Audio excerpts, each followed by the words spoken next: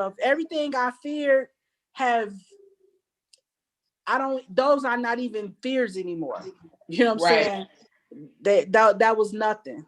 So, And you know, I'm glad you say that, because I try to help quell people's fears, because I mean, naturally, especially as parents, you're gonna have some fears when it comes, especially to the children. Like, you know, because for me, I'm like, if it's just me, I could deal with the malaria. I could deal with whatever challenges that we may have um, on the journey. But I have 4 children, so how am I going to make sure that my children are okay? And I think that's a concern for a lot of people as far as coming there. They wonder, like, how are my children gonna fare in this journey? And with you being there, you're building, you have a lot going on. You have you have some of your children there with you. And I know your other daughter is coming soon. What would you suggest to people as far as the children go, and their acclimation? Like, what would you say to them? Because my kids, they won't have no friends, or they don't have, what if they don't do well in school, or what if they don't, what about school, and all of the concerns that people tend to have. You and I, of course, since we've done it, we don't have those concerns anymore. But what would you say to help people, help parents, in their, with their thinking when it comes to their children and making the journey across to Ghana? I would say that, you have to make a list, kind of like what you just did, and just go through them one by one. And I do recommend you talking to people who've done it. But grown people don't like to listen. You know what I'm Nope, saying? they don't. They like to let their fears ride. Yeah, So I find that it's not really about, the available information. It's about the fact that you're more attached to your fear than you are to your freedom, and that's a wow. decision that you have to fundamentally make, because all it does is frustrate people like me who have Yeah, faced those fears. And I know that if I can do it, that you can do it. I'm not telling you what I absolutely. heard, what I read, what was in the ethers. I'm telling you what I experienced based on who I am and the resources that I have, which are not exactly, the most stupendous set of resources in the world. So if I'm able to manage it, then certainly you can do it. So that's the fundamental part of it. The other part, I find that we just don't see what's in front of us. It's like we just cannot see that. We can't see that, but it's right there. So I actually coach myself through this process with the schools. For example, the school situation, I was one of them parents where, my children were immersed in African centered schools.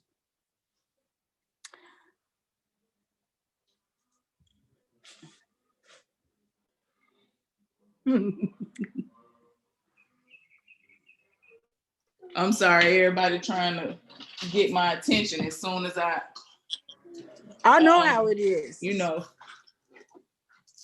But my boys, this one is 10, the other one is 13. They are right here, okay? Right next to me right now. But I had threatened their very existence. If they, I'm like, y'all big, I have fed you. So please, just please. So, but yeah, I was so concerned about the schools. I had heard all these bad things. But then I started looking at what I have seen versus what I heard.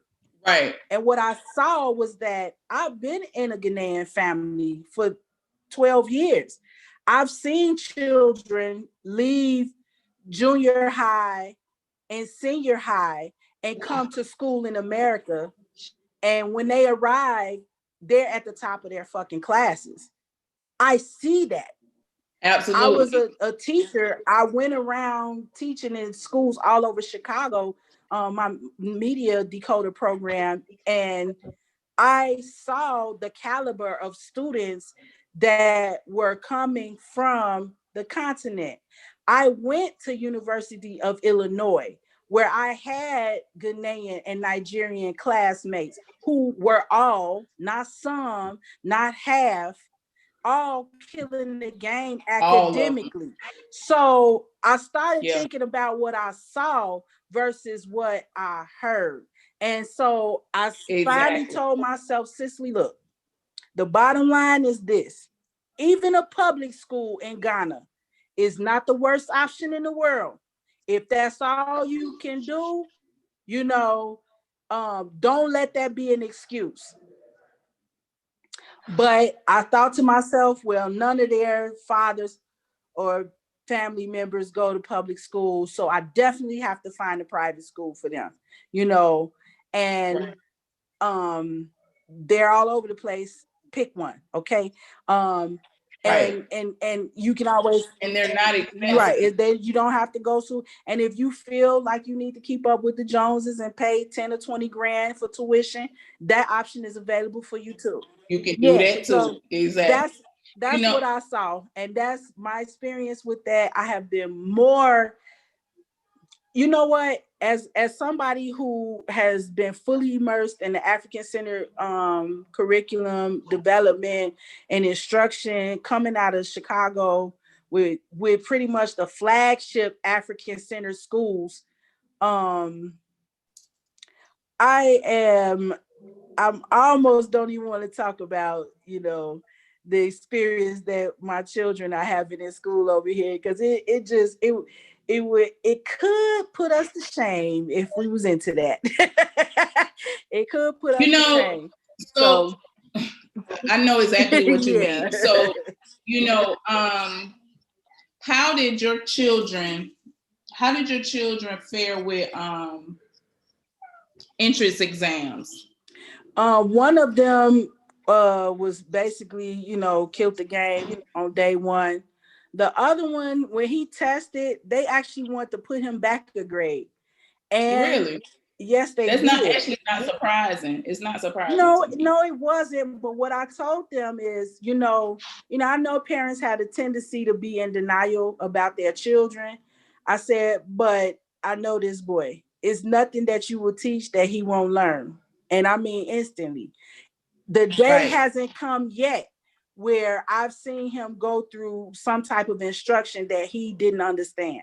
You know, he's sharp as a tack, and I know that. Okay, so I tell Yeah. you what I do: keep him at his level, and let's see how it goes. By Right. the end of the year, this boy was at the top of his class. Don't play Exactly. with me. I know my kids, and I'm not gonna lie to myself about my kids. If he needed to go Exactly. back a grade, I definitely would have let him go back a grade. But Yeah. I knew, as Shadawali would say, I knew his level. So for me, like my girl was 12 when we got to Ghana, and she's not a good test taker, and I know that. So she did horrible on the entrance exam, but I wasn't worried about that. And Right, even the headmistress was like, you know, most Americans don't do well on our entrance exams. It's not a problem. You right. guys test different than we do, and you Yes. guys learn different than we do. Most of the time, especially the black children, when they get hold on. She put it on mute while she yelling at her kids. You doing good. You ain't gonna give me no high five? No. He got a toothache. He got an abscess. I gotta go get him medicine right now. No, I'm not gonna punch him. You sat on him and tried to kill him. Okay, you can't do that. Okay. He tried to kill me too. He hit me with the stick on my finger. I'm not on mute, by the way. I was did, girl, like I did you had to hear mute me? myself because I These should have children. muted. If I knew that I was about to have this conversation, I would have muted myself too. I'm like, dude, we just having this whole You conversation. tried to kill them. Somebody trying to kill somebody. Man, these two boys, they not gonna work my nerves. They not gonna do it. Girl, let me tell you, I want some boys so bad, but baby, I know Man, you can have the these two. these little Ghanaian girls, Oh, these little Ghanaian I girls of mine cannot are. imagine. Y'all probably got about They, 37,000 dresses. oh my God. I already Let me know. tell you. Let me tell you. Oh my God, it is such a mess. But and everybody are like I have my two oldest are Scorpios. I got the next one is a no, two oldest are Sagittarius. The next one is a Pisces. Then the next one, the baby is a Rough. Scorpio. Woo. I'm a Taurus. Rough road. I am a Taurus. The daddy is an Aquarius. Thank God for him. That's all I can say. That's all I can say. Thank God. He balances out this whole dramatic yes. I'm scene familiar. up in My here. dad is an Aquarius, so I'm familiar with what they. Girl, Yes. he brings some balance into this craziness. Hey, but But we definitely on the arranged marriage situation. You know, I'm absolutely, raising I am some so for it. warriors and some weapons of mass destruction over here. So that's we Thank need some you. How old are they? partnership for that. 13 and 10. Okay, so I got 6, 4, and 2. So that might be a good age range right there. Yep.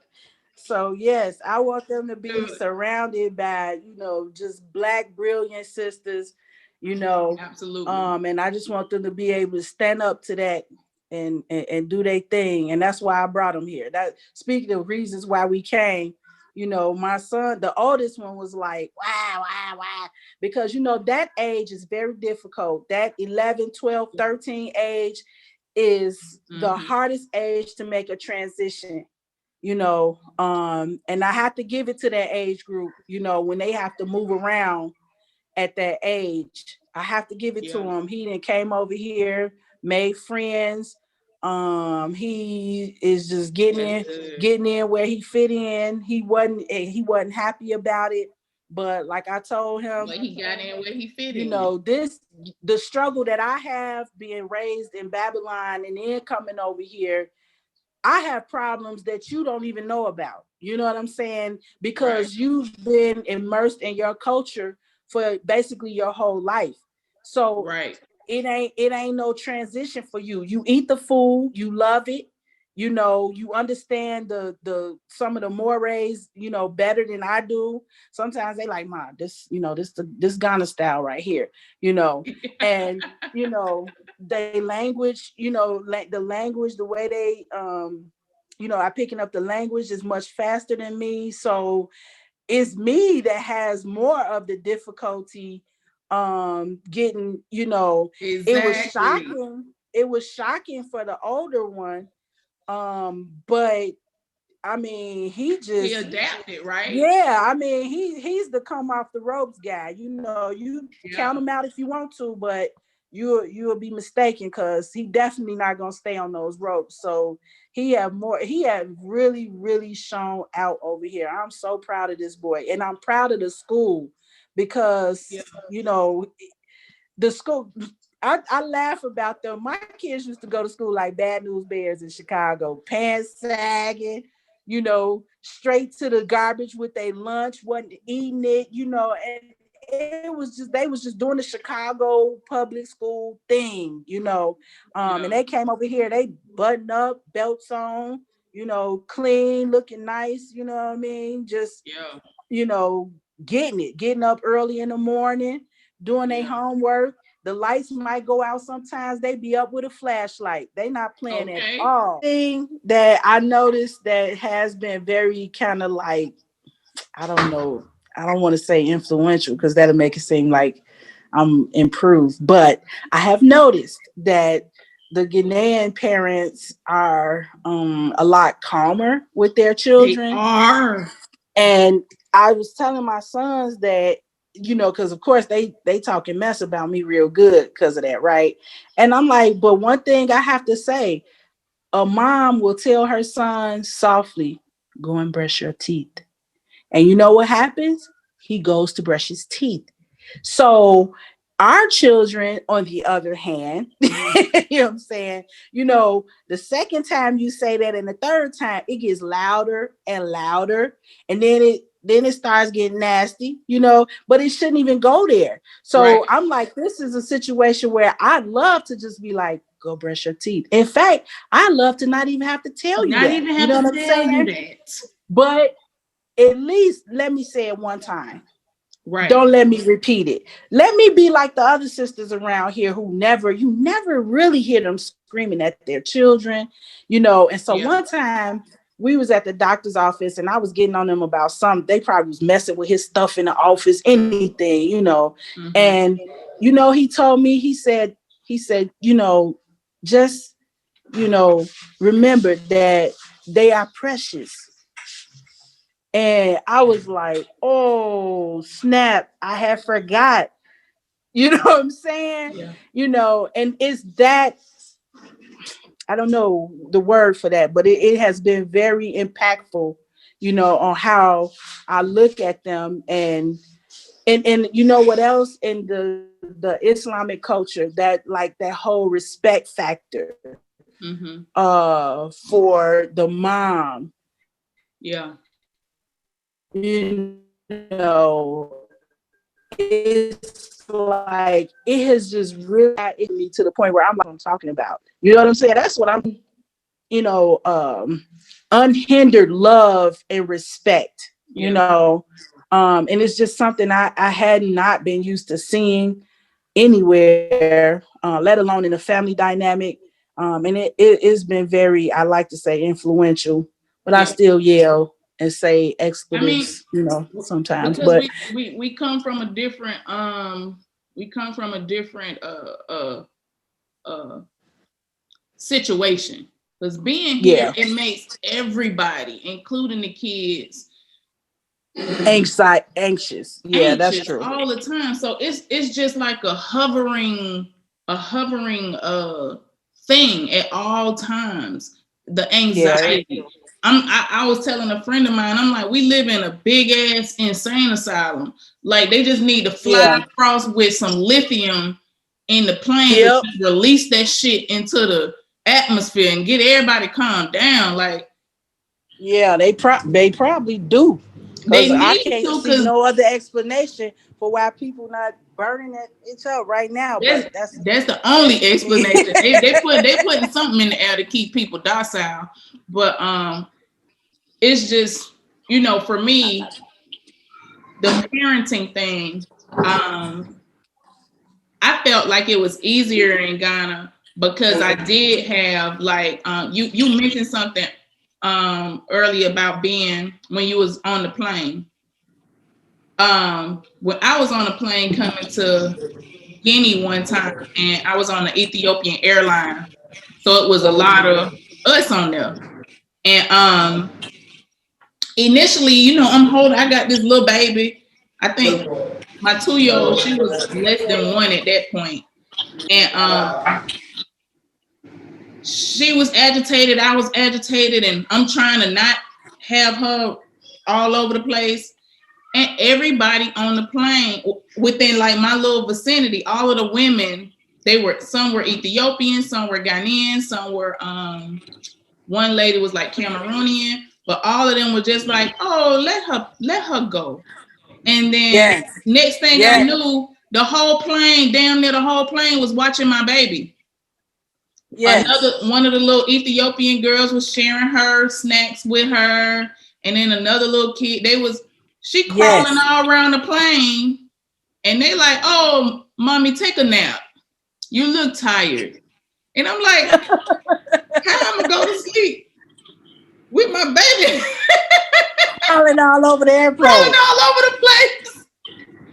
And I'm then there telling was you. there was one older lady who was sitting next to me across the aisle, and Saida just really took to the lady, and every time I turned around, she was in the lady lap.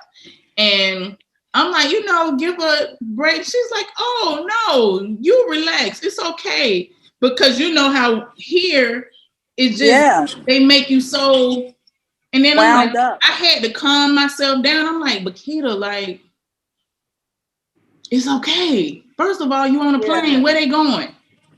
right. I mean, where they going? And second of all, if people want to help you, let them help you. Yeah. You know? And that was one of the best experiences I've had on traveling with my child or with one of my children. And then being in Ghana when we first moved in 2014, I was still nursing my 6-year-old, but she was like 6 months old at that time. My sister-in-law had a small baby too. And I was having a hard time producing my milk was trying to dry up for whatever reason. And so I was having a hard time. And she was over there nursing her baby or whatever. I'm sitting here trying to feed my baby and we struggling. And she was like, "Oh, don't worry, I'll feed her for you." And I'm like, I'm not ready for that part yet. Like, I can't go there yet. I'm sorry. I'm so sorry. But the idea that she was willing to feed my baby for me was just it just felt so good. I didn't Yeah. even really know how to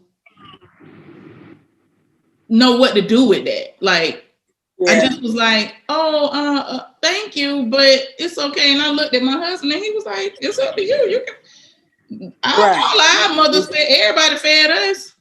And I'm It's like, nothing. It's okay. nothing. Yeah.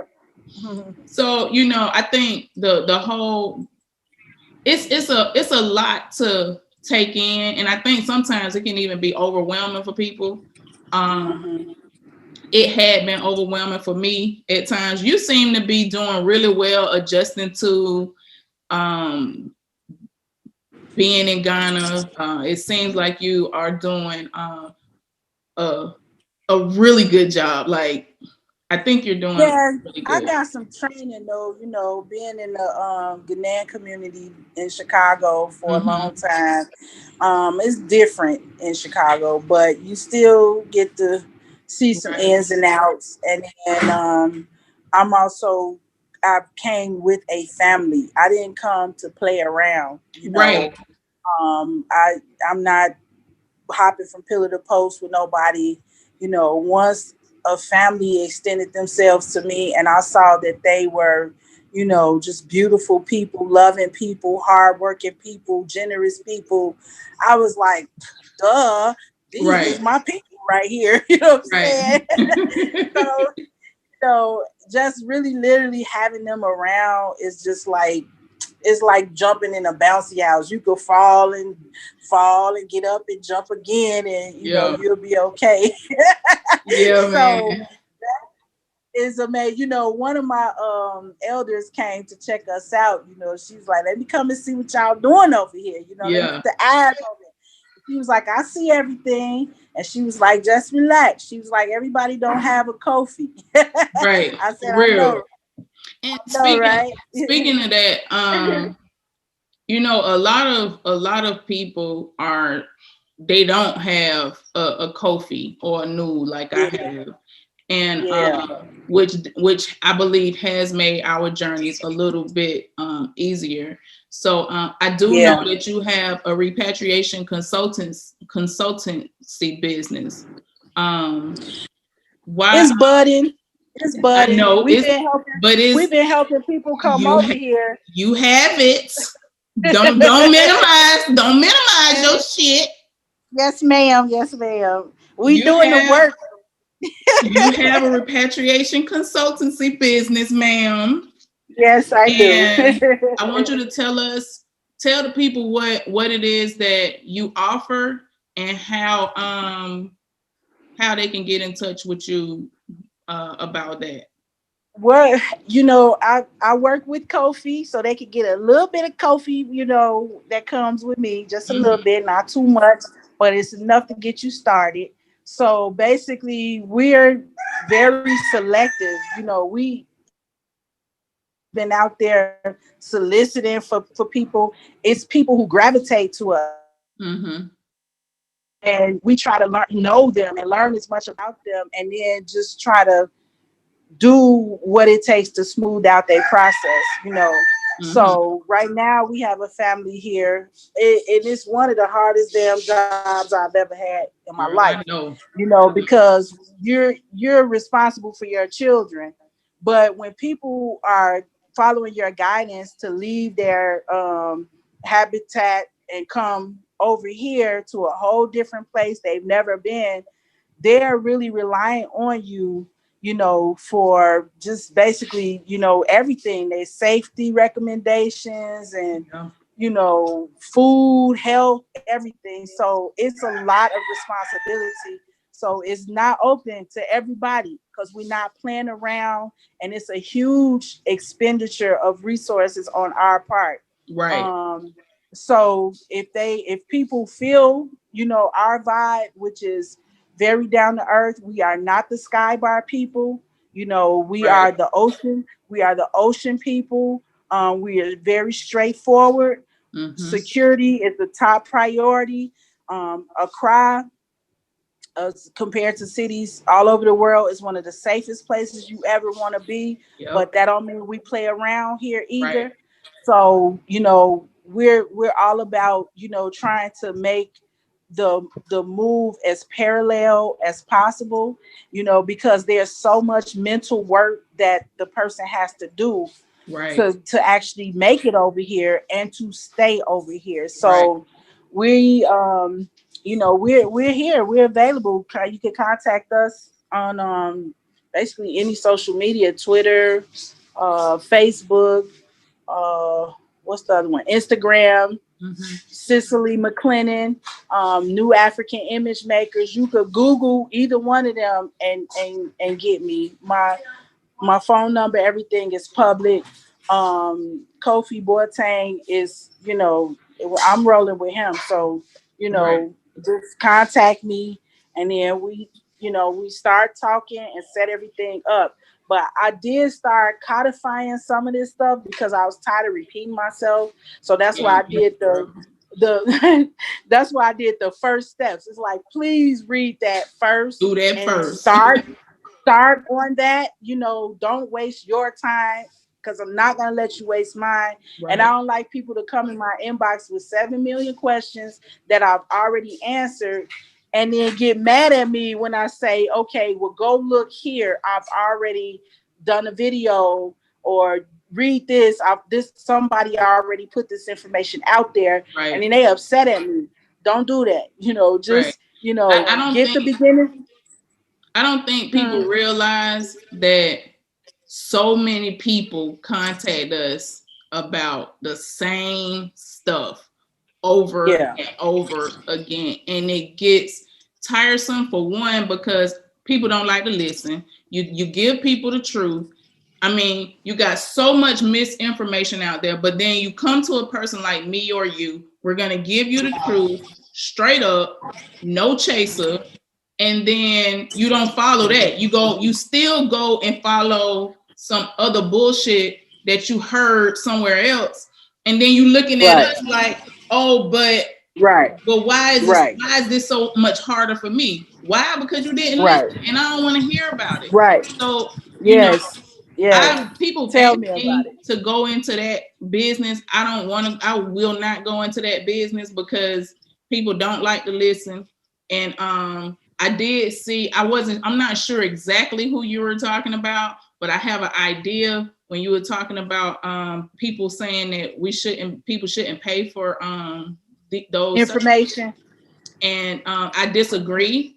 I believe Yes. that when people pay for stuff, they're more likely to follow directions, one, to follow up, two, Hmm. and not waste your time, because they don't want to waste their money. They're not going to waste your Right. time. And I've And taken not over only the that, years. not only that, but I feel like I'm validating what I'm saying by putting Absolutely. it on the record. I stand on Absolutely. everything that I put out there. So, and it's there. You can go back and be like, Cicely, you said Exactly. or such and such said, or you recommended this person. So I feel like that lends a lot of credibility, for me to Exactly. say, hey, look, we gonna bite the bullet. Somebody needs to go on the record and make a decision. If you say that this group is decent, stand on it. And Exactly. so I put myself out there and I'm like, okay, you know what I'm saying? I'm gonna do my part, what the best I can, and I'm gonna roll with the people that that I'm in contact with and that we started working on whatever. And if Right. they show themselves to be upright, and I'm getting positive feedback from other people, I'm gonna roll with them. I'm gonna stand for them. Right. I'm going to. So because we have gotten into this thing where it's like we're afraid of each other. We don't trust each other. And I just felt like, okay, I'm gonna go on the record. You know what I'm saying? I'm gonna go on Exactly. the record and I'm gonna show you that everybody is not untrustworthy. Exactly. That the scam thing is overrated. You know It what I'm is. saying? And that there are very decent people and pathways to make this move. So I, you know what I'm saying? It's like put your stuff out there, bro. You know what I'm Exactly. saying? Exactly. And that's what I really agree with it. And to me, I mean, let's just keep it real. It's billions of us. It's enough out here Literally. for us all. Like, it ain't nobody got to step on nobody's toes. It's plenty of space for us to stand up on our own Yep. and be all right And the and more do the better. better. The more the The better. more The the more better. the Exactly. better, That's the how I faster. feel.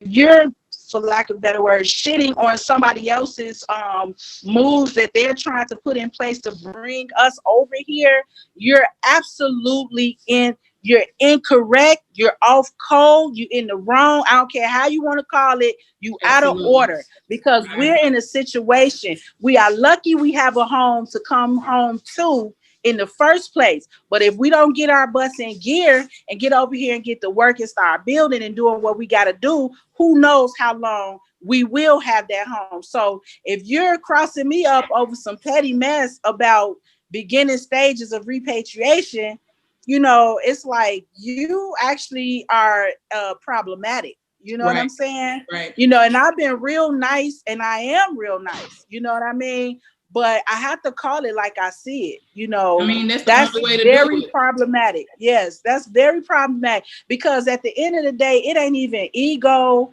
or hurt feelings. It's a mission and it's a Absolutely. vision that we're trying to achieve. We're trying to achieve a measure of freedom and not be embarrassed as an ancestor. You can't even reach an ancestral honor if your kids don't have shit to stand on. Exactly. You not even an ancestor. You just been left You to the just damn dead. vultures, and Exactly. we've been leaving our dead to the vultures for long enough. For And I long stand enough. apart from that. So, for me, no, I'm not gonna be liberal about that. You know what I'm I saying? agree. I'm not gonna make it into a personal thing because it's more than one person, with that backwards ass mentality. I'm gonna attack the mentality, Yes, and and not the and if person.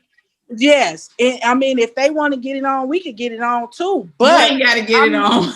I'm not focused. I'm not Right. focused on that at all. It's not personal because a lot Yeah. of people have that that little disconnect going on up there. So I want to address that point and give people a chance to like smooth that connection part over so Yeah. maybe they could think about it in another way. Yeah. So I just use that as an example to address um that That macro level mentality. disconnect. Yeah. Yes. So yeah, and that's So how I took it. I don't feel no kind of way about I it know. outside of that. Yeah. So before I let you go, I want you to tell me what has been the hardest part of your journey in Ghana. Uh the hardest part is it's a tie between the healthcare and the food. And it's not that great healthcare is not available, it's that I was not as prepared for some of the things that I'm facing here, and the financial part of it. So I'm working that part out. It's like maybe we gotta do some insurance, you Yeah. know. And I had never really considered that before, but I mean, I came here to to help myself be in more of a balance, and it's happening, but it's not happening at the pace that I'd like to see it. So this Yeah. asthma situation, I'm Mm. like, is because I'm from Chicago, and I don't know what people know about Chicago, but Chicago is like the food town of the world. I mean, it's just amazing food. Chicago is the type of place where you could literally, if you're in certain any neighborhood, you could walk out and find some fire Yeah. food. Okay, Yeah. you don't even have to ask. You don't gotta, do no trip advisor. It's just so much Just great walk in food. anywhere and eat. So many different communities there. You got the Polish people there, the Italian people there, the Indians are there, the Chinese are there, the Koreans are there, the Mexicans are there, the Africans from all over the continent are there. You got Ethiopian. I mean, you just got all of it, and it's all good. All good. So it's like I had gotten to a point where you couldn't even, if you came to my house, you couldn't even identify who I was by looking in my refrigerator or my cabinet, because I've been eating cross cuisine. So Mm-hmm. here in Ghana, it's a lot more homogenous. The diet is Yeah. so homogenous. And even though there's lots of variations to explore, even within this small, country, it's still nothing like, Right. what I'm used to. And so having, it's different for, like I said, for the children, because they drink porridge, they run the gamut, they do Right. everything that's done here, and they've been doing it since they gave me prenatal herbs. Okay, Mm-hmm. so it's like, this is what the Ghanaian women take. So their palate is It's right already, for that. Yeah. yeah. So, but for me, that's been like a big thing. Like, I'll just get to the point one time, like, where it's like, I have to eat, I gotta have some tacos, I gotta Right. have some pizza. I just can't do it no more. I can't do Yeah. another soup. Sometimes I get to the point where I'm like, I can't eat soup, and I'll go weeks without eating any soup. And they eat Yeah. soup every day. Every day. So, I you could tell you, know, I went a long time without having no Ghanaian yes, food, because I got tired of, like you said, it's so homogenous and um repetitive. Like, we need in some variety. yes. And And yeah, it's not to say that the food is not good. Ghanaian food it's is good. fine. It's very healthy. Like, I noticed recently, so now I'm back on soup, right? And Mm-hmm. that water retention problem I was having is like, soup. And Yeah. I'm like, wow, I didn't know it was doing that though. Yeah. That's Yeah. another check for the soup. Yeah. But at the same time, it's excellent food. It's excellent for my health. It seems like it really works with my body. But man, if I don't get a pizza sometime soon, you Girl, know. I feel you. I feel you. But the great thing is you can find it. You can go somewhere, you can go get you a pizza if you need to. Oh yes. It might not be Chicago style. It might not No, be it New is York not. style, but No, it is not. it'll quench that thing. And for me, when I'm there, I ended up learning how to do a lot of stuff from Oh scratch, yes. Oh because yes. you go into some of these places and it's not the way we used to it. So Mm-mm. No. I ended up having to learn how to do a lot of stuff from scratch, but it actually expanded my abilities to be able to tend to my family too. So Yeah. I think that all of the if we can look at all of the, as Miss Dawn says, precious inconveniences, and Yes. see them as a challenge to grow, then we can you know, it's all about the mindset. You have to really Yes. change your Yes. mindset Yes. on how you Yes. approach everything in this repatriation journey, because at the end of the day, if you gonna stay, if you gonna do it, your mind gotta change. Yep. And how you do that is gonna be up to you. And you know, I saw you and your daughter talking a lot about therapy and the things, you know, like just getting your head together. And I think it's so important that people understand that you have to get your head together Yep. to do this thing, because we have so many hurts and traumas and pains that we're Man, we be over carrying. here. And Hey, we be over here acting a fool. And it's not to say people here are perfect. That's not the point. It's just the no, point no, that when you come from somewhere else and then you immerse yourself into this environment, it's almost like you get to see yourself on the whiteboard. Yeah, you really just you don't see it until you step outside of your comfort zone and your environment, and then you see it and you like, ugh.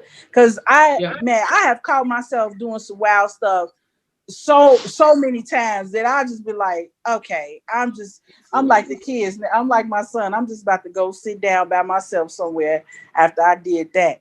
So yeah.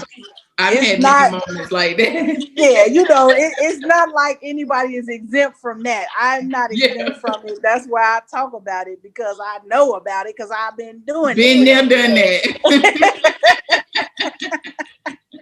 that. That's what's up, man. I know you got your family over there. I got mine over here.